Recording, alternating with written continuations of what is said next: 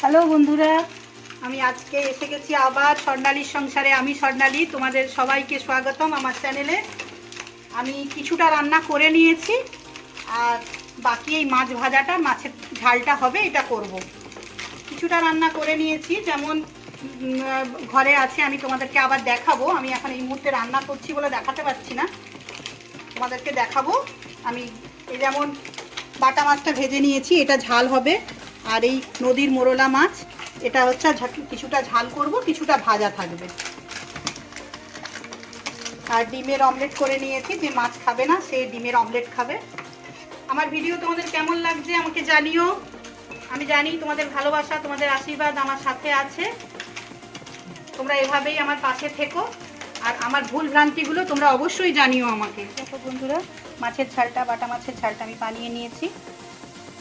রসুন থেঁতো করে দিয়েছি, পেঁয়াজ কুচিয়ে দিয়েছি, টমেটো কুচি দিয়েছি, কাঁচা লঙ্কা একটা চিড়ে দিয়েছি, দিয়ে নুন, হলুদ, মিষ্টি, লঙ্কা গুঁড়ো দিয়ে বানিয়ে নিয়েছি।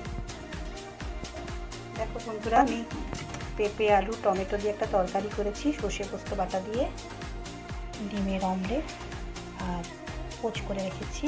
এখানে মাছের ঝাল করেছি, মাছ ভাজা আছে, বাটা মাছগুলো ঝাল করব। দেখো, আজকে আমাদের ভাতটাই দেখানো হয়নি, তাই ভাতটা দেখাচ্ছি।